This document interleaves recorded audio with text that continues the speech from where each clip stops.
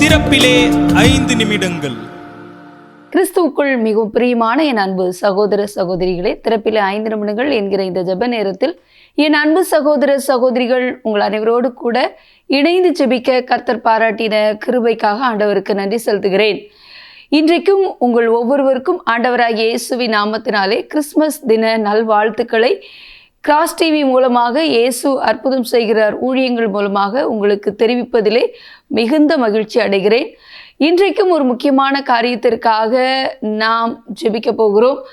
Christmas தினமாகிய இந்த தினமானது ஒரு ஒப்பற்ற உன்னதமான உலக மக்கள் அனைவராலும் உலக தேசங்களிலும் சிறப்பாக கொண்டாடப்படக்கூடிய ஒரு மகிமையான பண்டிகை. நம்முடைய ஆண்டவராகிய இயேசு கிறிஸ்து வரலாற்று நாயகன், வரலாற்றை இரண்டாக பிரித்தவர். அவர் ஒருவரே மீட்பர். அகில உலகத்தின் பாவத்தை சுமந்து தீர்க்கும்படியாக தன்னையே இந்த உலகிற்கு ஒப்பற்ற ஒரு தியாகமாக அழித்த ஒரு பரம கர்த்தருடைய ஒரு ஈவு. அப்படிப்பட்ட ஈவு தினமான இந்த கிறிஸ்துமஸ் தினத்தை நாம் மகிழ்ச்சியாக கொண்டாடுவது என்பது கொண்டாட்டத்திலே முடிந்துவிடக்கூடாது. மட்டுமல்ல, கொண்டாட்டத்தில் முடிவதற்காக இந்த கிறிஸ்துமஸ் தினம் நமக்கு கொடுக்கப்பட்டதல்ல. மாறாக தேவன் தன்னுடைய ஒரே பேரான குமாரனை விசுவாசிக்கிறவன் எவனோ அவன் கெட்டு போகாமல் நித்திய ஜீவனை அடையும்படிக்கு அவரை தந்தருளி இவ்வளவாய் உலகத்தில் அன்பு கூர்ந்தார். எவ்வளவாய் என்று சொல்ல முடியாத ஒரு பேரன்பின் வெளிப்பாடாக தான் இயேசு கிறிஸ்து தன்னை இந்த உலகத்திற்கு கொடுத்திருக்கிறார்.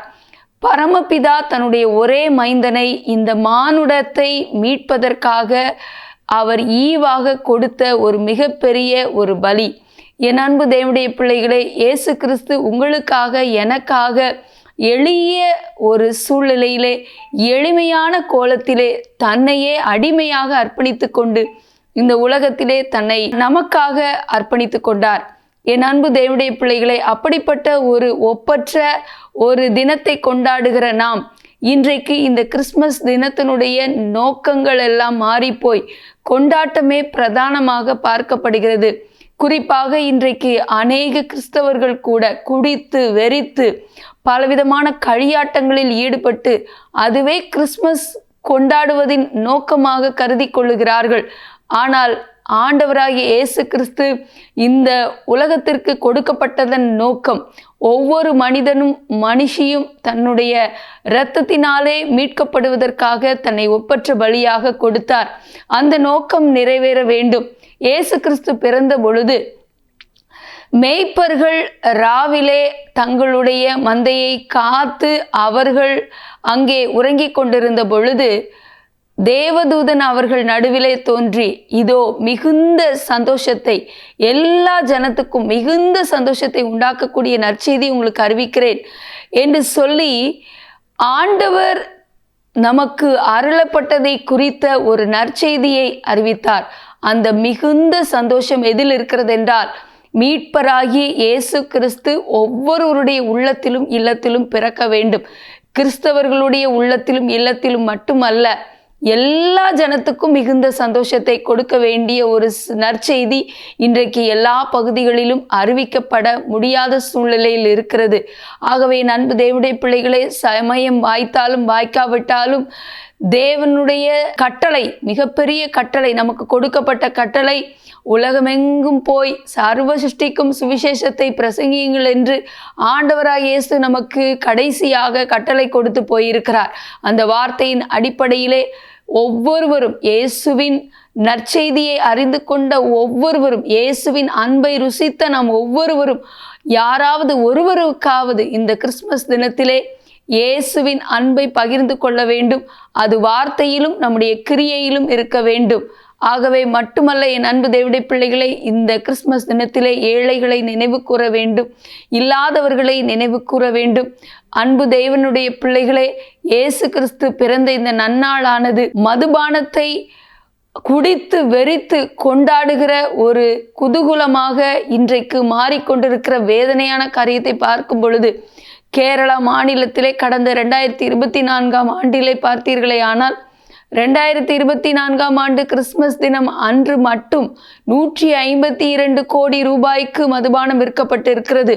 ஒவ்வொரு ஆண்டும் கேரளா மாநிலத்திலே அப்படி 150 கோடிக்கும் அதிகமான பணத்திற்கு மதுபானம் விற்கப்படுகிறதாம். இதற்கு காரணம் பண்டிகை கொண்டாட்டங்கள் என்று கூறப்படுகிறது. குறிப்பாக கிறிஸ்துமஸ் தினத்திலும் அது விற்கப்படுகிறது. இது ஒரு வேதனையான காரியம். என் அன்பு தேவனுடைய பிள்ளைகளே, பண்டிகையை குடித்து வெறித்து கொண்டாடுவதற்கு அல்ல, தேவன் நமக்கு கொடுக்கப்பட்ட நோக்கம் நிறைவேற வேண்டும். இயேசு கிறிஸ்து வந்த நோக்கம் நிறைவேற வேண்டும்.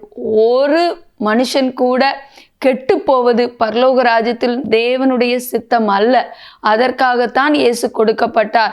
ஆகவே அந்த நோக்கம் நிறைவேறுவதற்காக நாம் ஜெபிக்க வேண்டும். மட்டுமல்ல, ஆண்டவருடைய முதல் வருகையை அறிந்து கொண்டிருக்கிற நாம் இயேசுவினுடைய 2வது வருகைக்கும் நாம் ஆயத்தமாக வேண்டும், மற்றவர்களை ஆயத்தப்படுத்த வேண்டும்.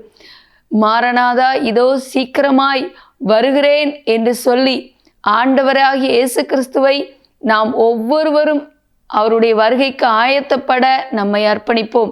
இயேசு கிறிஸ்து மீண்டும் வரப்போகிறார். அவர் இரட்சகராக அல்ல, நியாயாதிபதியாக வரப்போகிறார். அதற்கு நாம் நம்மை ஆயத்தப்படுத்துவோம்.